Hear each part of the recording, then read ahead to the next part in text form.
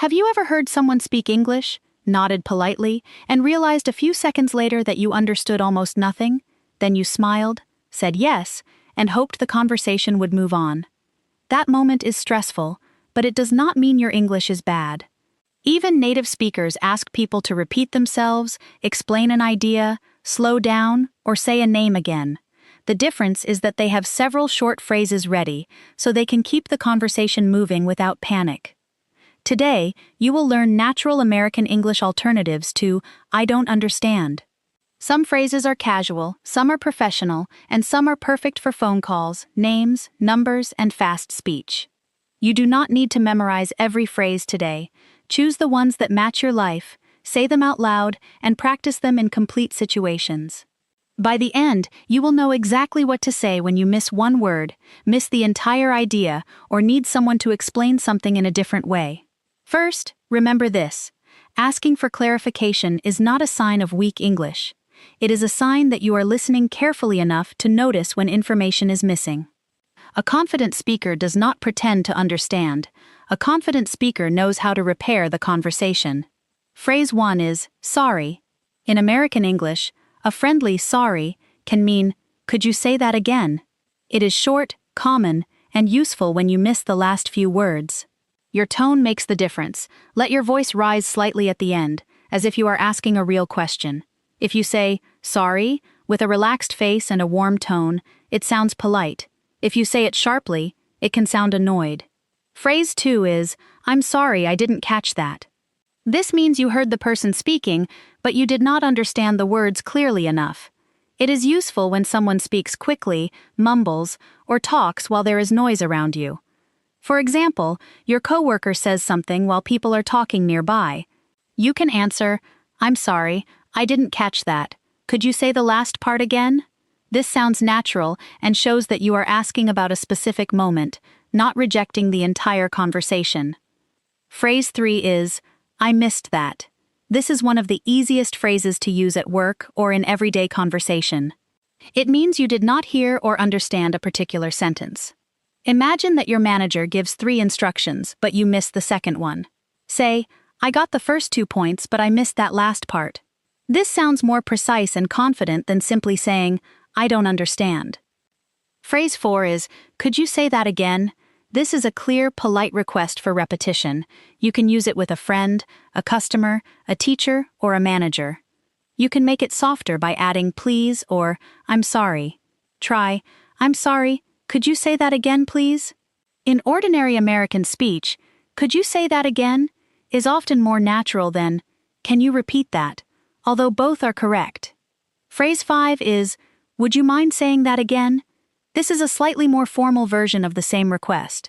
Use it when you want to sound especially polite, such as during an interview, a business call, or a conversation with someone you do not know well. The grammar may look confusing because the answer to "would you mind" is often no. If someone says, "No, I wouldn't mind," they mean they are willing to repeat it. In everyday conversation, you can avoid the confusion by simply saying, "Could you say that again?" Here is a quick choice. Use "sorry" for a fast, casual request. Use "I missed that" when you want to identify a specific part. Use "Would you mind saying that again?" when the situation is more formal. Phrase 6 is, "Could you repeat the last part?" This tells the person that you understood some of the message but missed the ending. It saves time because the speaker does not need to repeat everything.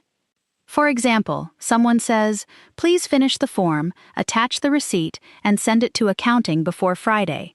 If you miss the final instruction, say, "I got the form and receipt, but could you repeat the last part?" Phrase 7 is, "Could you go over that again?" In this phrase, "go over" means explain or review something one more time. It is especially common in classrooms, meetings, training sessions, and conversations about complicated instructions. You might say, "I understand the first step, but could you go over the second step again?" This phrase asks for more than one repeated sentence. It suggests that you want the person to review a process. Phrase 8 is, "Could you walk me through it?" Use this when you need a step-by-step explanation.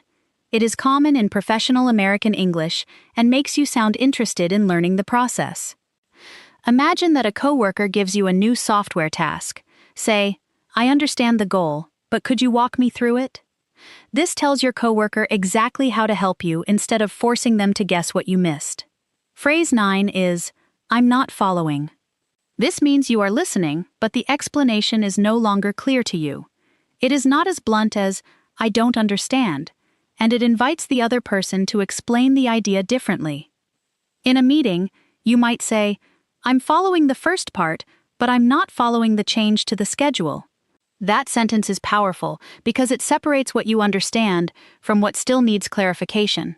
Phrase 10 is, "I'm a little confused." This is a direct but gentle way to say that the information is not clear. The word little softens the statement, even when you feel completely lost. You can add a helpful question, "I'm a little confused. Are we sending the report today or tomorrow?" A specific question often gets a faster answer than a general statement like, "I don't understand anything." Now notice the pattern in the first 10 phrases. You are not blaming the speaker, and you are not blaming yourself. You are describing the exact communication problem, then giving the other person an easy way to help. Phrase 11 is, "I'm not sure I understand." This sounds polite and careful, especially when you want to check an explanation without accusing anyone of being unclear. It is useful when you understand most of the words but are not confident about the meaning. For example, say, "I'm not sure I understand. Does this mean we need to change the whole plan?"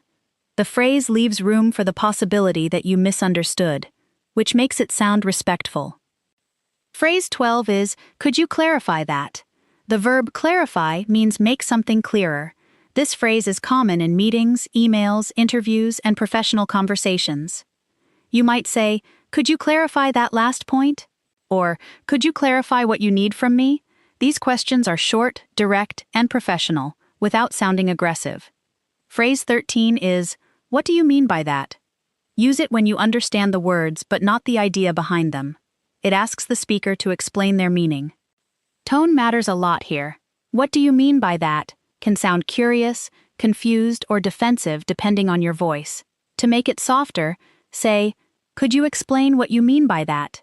Phrase 14 is, "Could you explain that in another way?" This is helpful when the first explanation uses difficult vocabulary or a complicated structure. You are not asking the person to repeat the same words, you are asking for a different explanation.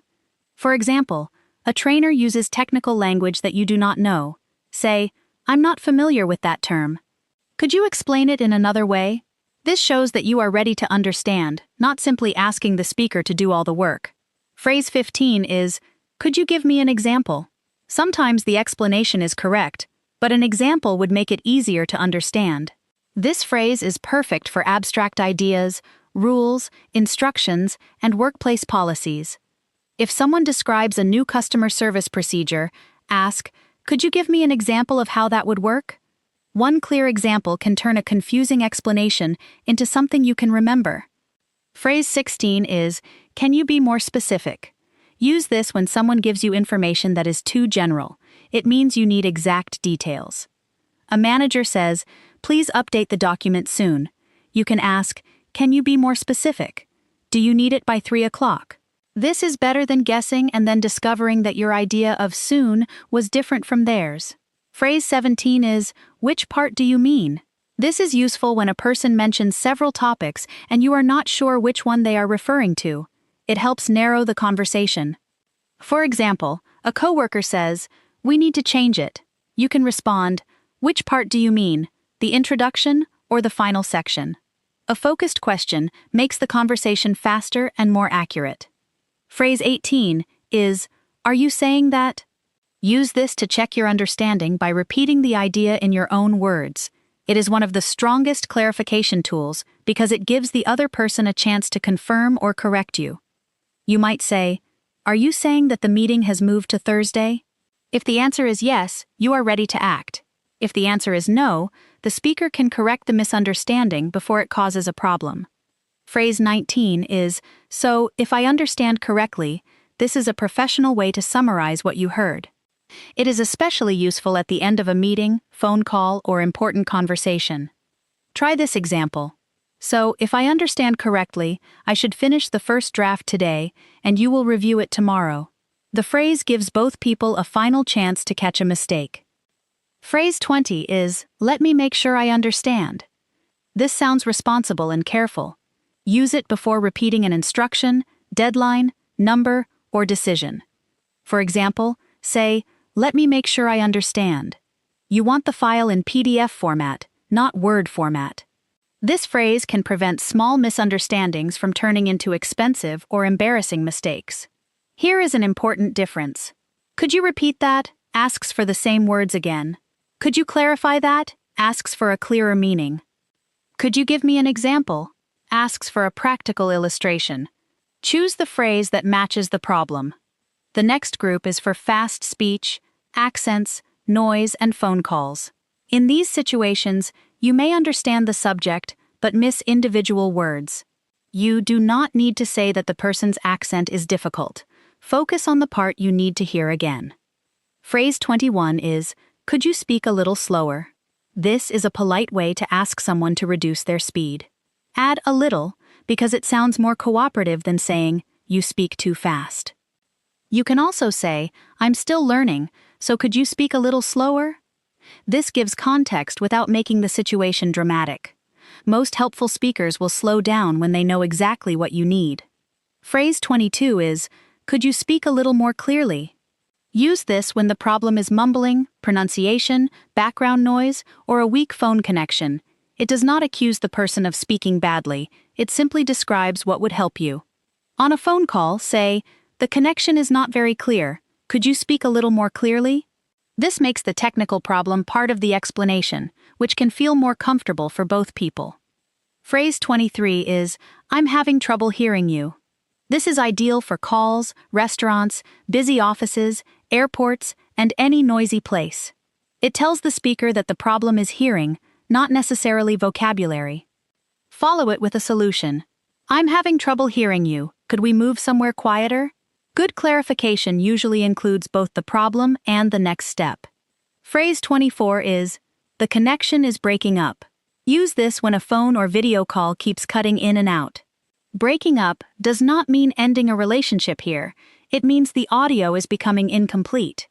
You can say, the connection is breaking up. Could you repeat the last sentence? This phrase is especially useful in online meetings and customer service calls. Phrase 25 is, I didn't hear the number. This is important because one missing number can change an address, price, date, or account code. Do not pretend that you heard it. Say, I got the street name, but I didn't hear the number. Then ask, could you say it one more time? Specific language helps the other person repeat only the information you need. Phrase 26 is, could you spell that? Use this for names, streets, email addresses, companies, and unfamiliar words. It is normal to ask, even when your pronunciation is strong. You can make it more specific by saying, could you spell your last name? Or, could you spell the company name for me? In American English, people often say letters using words like B as in boy when a phone connection is difficult. Phrase 27 is, did you say 15 or 50? This is the right approach when two numbers sound similar. Rather than asking for the entire sentence again, show the two possibilities you heard. You can use the same pattern with dates, names, and words. Say, did you say Tuesday or Thursday? Or, did you say Lee or Leah? This is efficient and shows careful listening. Phrase 28 is, I want to make sure I heard the name correctly. This is polite and professional when meeting someone new. It shows respect because names are important. You can continue with, is it pronounced Marisol? If you are still unsure, ask the person to say it again and repeat it once more. Most people appreciate the effort. Phrase 29 is, I didn't quite get the last word. The word quite softens the sentence and makes it sound natural. It means you understood almost everything except one small part. For example, I understood the sentence, but I didn't quite get the last word. This is a helpful phrase for movies, podcasts, meetings, and everyday conversations. Phrase 30 is, could you type that in the chat? Use this during a video call when a name, website, email address or number is difficult to hear. It turns a listening problem into a written reference. You might say, "Could you type the link in the chat?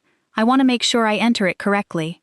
This phrase is simple, modern, and very useful in online work. Now let's talk about casual phrases for friends. You can sound natural without using formal language every time, but your choice should match the relationship and situation. Phrase 31 is, "Wait, what?" This is common among friends when something is surprising or confusing. It can sound too casual or abrupt with a manager, customer, or stranger. Use it when a friend says, "I'm moving to Chicago next week." You might answer, "Wait, what? I thought you loved your apartment." The phrase shows surprise as much as confusion. Phrase 32 is, "I'm lost." This means you no longer understand the explanation or the direction of the conversation. It is casual, honest, and often used in classes or group discussions. You can make it useful by adding a question. "I'm lost. How did we get from the budget to the travel plan?" That tells the group where you stopped following. Phrase 33 is, "You lost me." This is another casual expression meaning, "I stopped understanding." It can be playful with friends, but it may sound blaming if you use it with the wrong tone. A softer version is, "You lost me at the second step.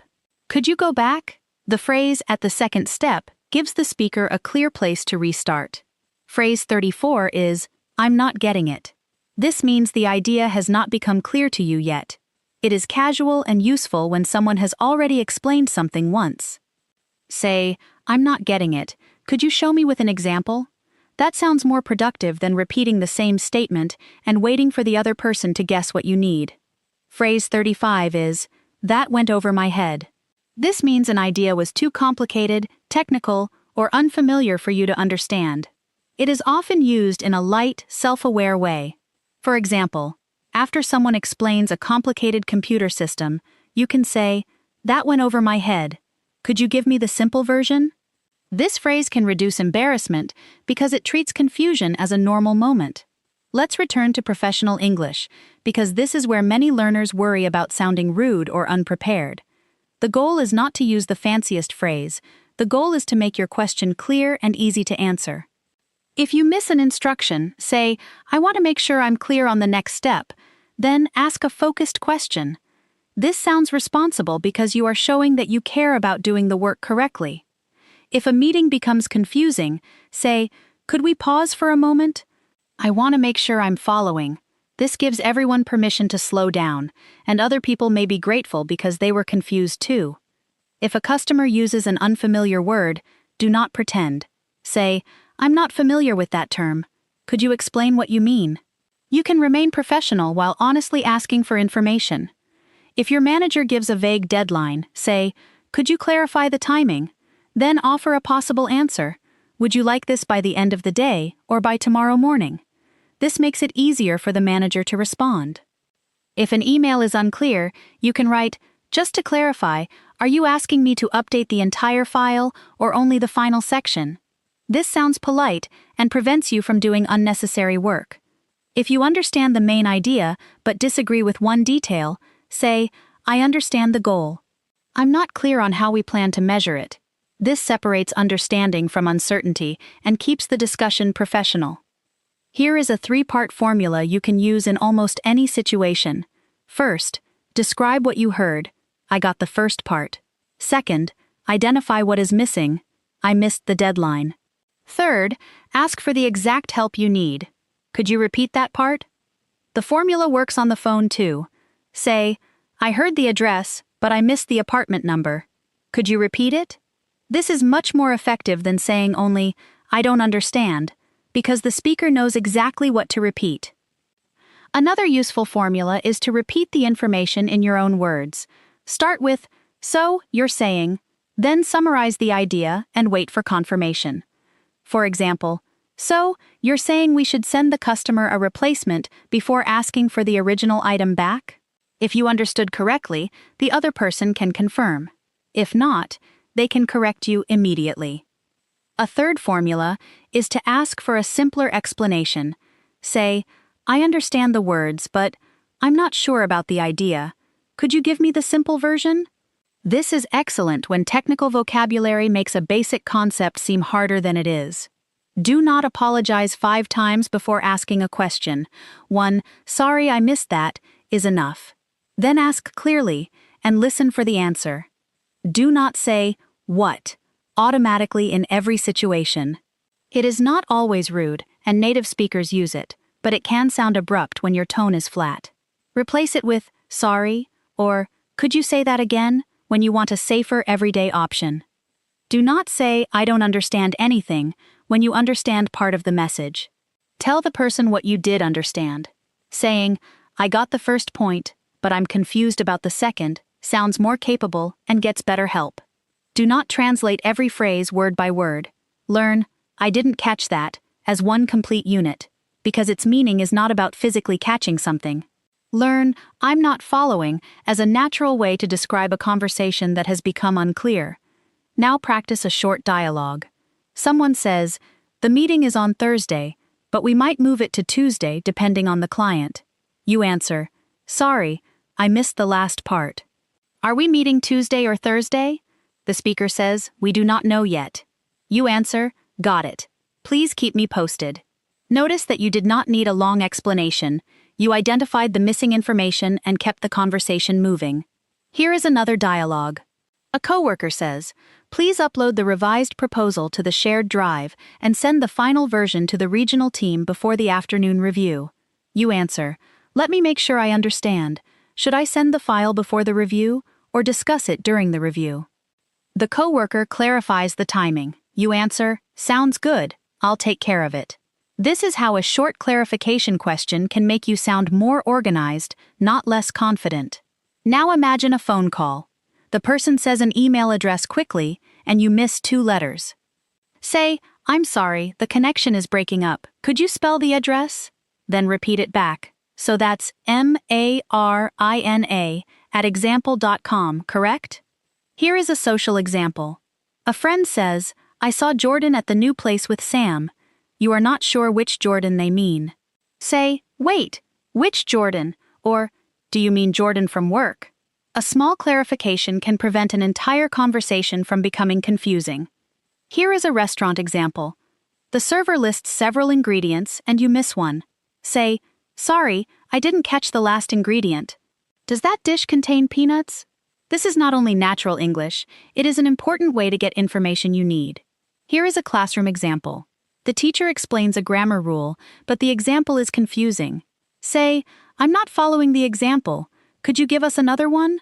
Other students may have the same question, and your request can help the whole class. Here is an interview example. The interviewer asks a long question, and you need a moment. Say, "Could you repeat the last part of the question?" Take a breath, listen carefully, and answer the part you understand. Here is a customer service example. The representative gives you a case number, but you miss 1 digit. Say, "I heard 472, but I missed the last number. Could you repeat the case number?" Specific numbers are always better than a guess. The most important practice is speed. You want these phrases to come out before fear takes over. Pick 5 phrases now. "Sorry, I missed that. Could you say that again? Could you clarify that?" And, "I'm not following." Say each one 3 times. First, say it slowly and clearly. Next, say it at a natural conversation speed. Finally, say it with a complete example from your own life. For example, "I missed that. Did you say the meeting starts at 9? Then practice. Could you clarify that? Do you need the whole document or only page 2? Your brain remembers language better when the phrase is connected to a real situation. Choose another 5 for phone calls and numbers. "I'm having trouble hearing you. The connection is breaking up. Could you spell that? Did you say 15 or 50? And, could you type that in the chat?" These phrases can save you from many avoidable mistakes. Choose 5 for professional conversations.